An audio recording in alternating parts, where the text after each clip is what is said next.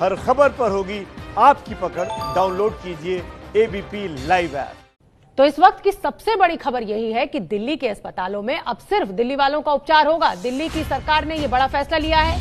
थोड़ी देर पहले दिल्ली के मुख्यमंत्री अरविंद केजरीवाल ने मीडिया से बात की और उन्होंने कहा कि कोरोना के बढ़ते मामलों की वजह से यह फैसला लिया गया है। दिल्ली सरकार के अस्पताल और प्राइवेट अस्पतालों में सिर्फ दिल्ली के लोगों का उपचार किया जाएगा। हालांकि केंद्र सरकार के अस्पतालों में सभी लोगों का इलाज होगा। जो स्पेशलाइज्ड हॉस्पिटल है उसमें भी सभी लोगों का उपचार किया जाएगा।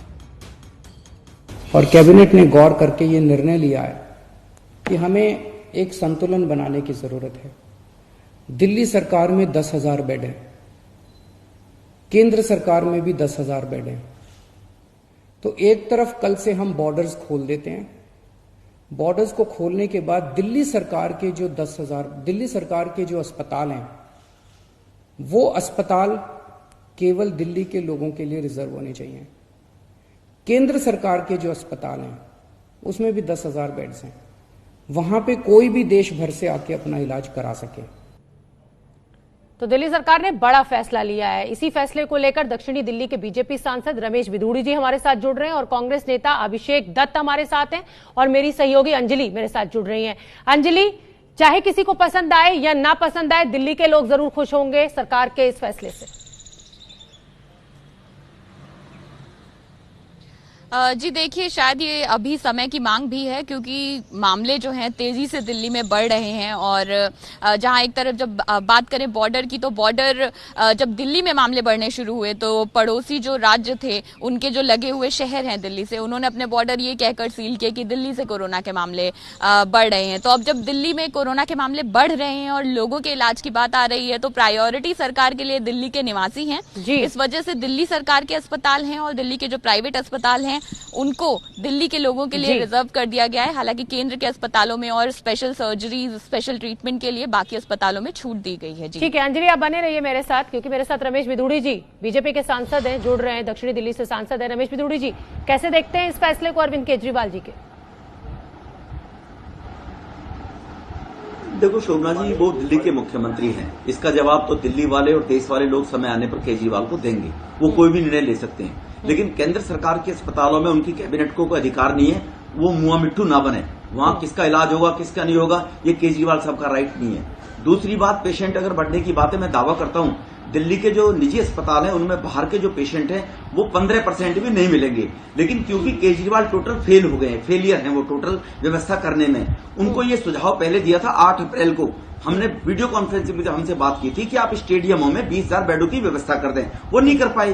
तो अपने फेलियर को डाइवर्ट करने के लिए, सिंपैथी दिल्ली वालों की गेन करने के लिए ये केजरीवाल अपनी संवेदनहीनता दर्शा रहे, नौटंकी कर रहे हैं। और संवेदनहीनता केजरीवाल साहब का कोई पहला प्रमाण नहीं है। मैं दोहराना नहीं चाहता, राजनीति आ जाएगी, वरना चुनाव से पहले वो कहा करते थे मैं कांग्रेस का समर्थन लूं, मेरे 2 बच्चों की कसम। जब वो बच्चों के मामले में संवेदनहीन नहीं है तो दिल्ली और आम नागरिक के बारे में संवेदनहीन कैसे हो सकते हैं? तो कुल मिलाकर राइट टू रिकॉल की केजरीवाल साहब बात किया करते थे। 7 लोगों ने बॉर्डर खोलने के उनको सुझाव अगर दिए, राइट टू रिकॉल पे भी केजरीवाल साहब ओपिनियन मांग लो दिल्ली वालों की कि जिन लोगों को अगर लोग फेलियर हो जाएं, विधायक, पार्षद, सांसदों को हटाने का जनता को राइट होना चाहिए। ये केजरीवाल साहब के व्यू हुआ करते थे। तो राइट टू रिकॉल पे भी ओपिनियन मांग लो लोगों की, अब क्या फेल है या पास है।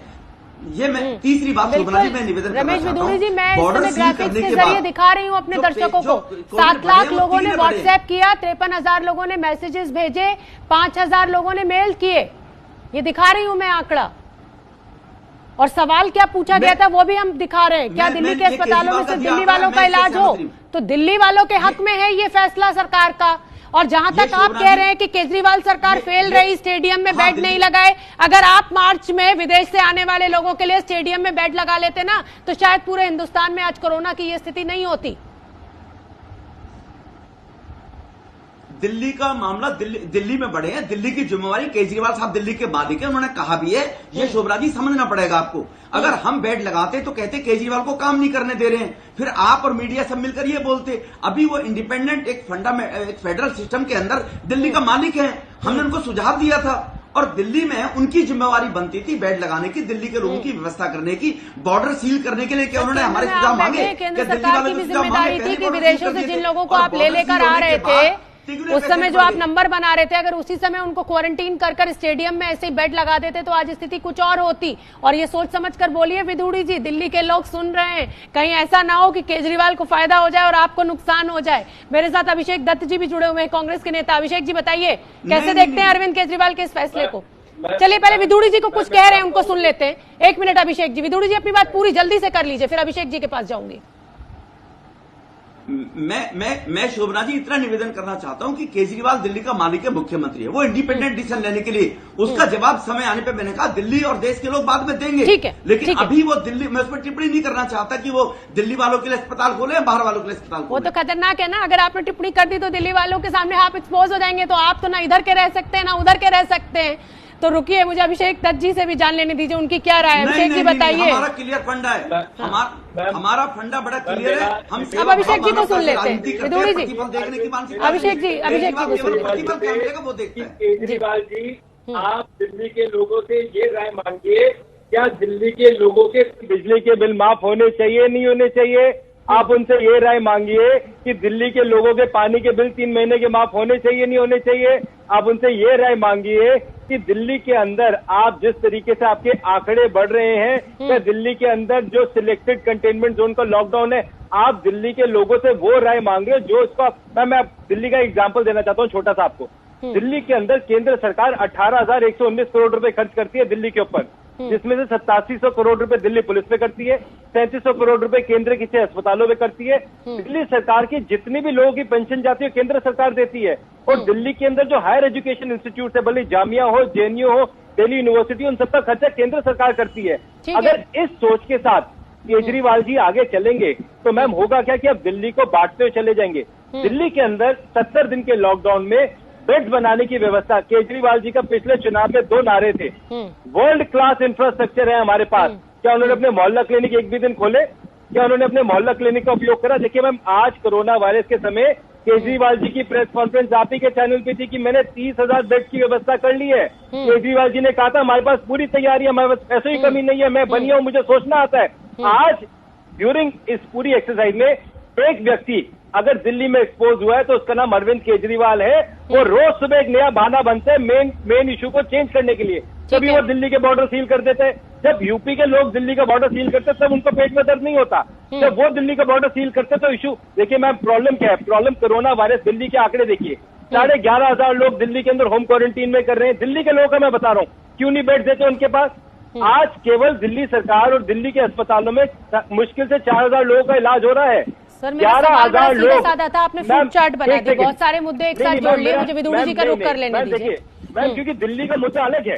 दिल्ली का आप दिल्ली को यूपी के साथ नहीं जोड़ सकते। दिल्ली को हरियाणा, आप बताइए कि हरियाणा पुलिस की जो पैसे क्या केंद्र सरकार देती है? आप बताइए जो यूपी के अंदर यूनिवर्सिटी के पैसे केंद्र सरकार देती है। तो दिल्ली के लोग जो टैक्स देते हैं उनकी राय पर अगर सरकार ने ये फैसला लिया है तो क्या गलत लिया है? 10,000 बेड है ना केंद्र सरकार के अस्पतालों में, उसमें वो खुले हुए हैं। स्पेशलाइज्ड हॉस्पिटल जो है उसमें उपचार होगा दिल्ली के बाहर के लोगों का। आपकी बात बड़ी करता हूं। और दिल्ली के लोग जो 2.25 करोड़ की है जो पॉपुलेशन, वो कहाँ जाएगी अगर कोरोना फैल रहा है तो? सुनिए, विदेशों से लेके आती है केंद्र सरकार लोगों को। तो आपका कहने का मतलब है विदुड़ी जी से मुझे आपका कहने का मतलब महाराष्ट्र और कर्नाटक? सर, मेरे कहने का कोई मतलब नहीं है, मैं तो सिर्फ आपको वो बता रही हूँ जो राज्य सरकार ने जो फैसला लिया है उससे दिल्ली वाले खुश है कि नहीं? केजरीवाल जी की नाकामियत, केजरीवाल जी अपनी नाकामियत छुपा रहे हैं मैडम। केजरीवाल जी ने अब मुझे विदुड़ी जी के पास आ जाने दीजिए। ठीक है, आपने अपनी बात कह ली। अभिषेक जी, मैंने संयम के साथ आपकी बात सुन ली, मैं विदुड़ी जी का रुख कर लेती हूँ। विदुड़ी जी, जब उत्तर प्रदेश सरकार ये कहती है कि दिल्ली से हमारे यहाँ कोरोना आ रहा है, हम अपनी बॉर्डर सील करेंगे, तो कोई तकलीफ नहीं। हरियाणा अपना बॉर्डर सील कर देता है, पुलिस वालों को नहीं आने देता, डॉक्टर्स को नहीं आने देता कि साहब दिल्ली से कोरोना आ रहा है, कोई तकलीफ नहीं। अगर दिल्ली के मुख्यमंत्री ये कह देते हैं कि दिल्ली के सरकार के जो अधीन जो अस्पताल हैं उसमें दिल्ली के लोगों का उपचार होगा, तो सियासत क्यों?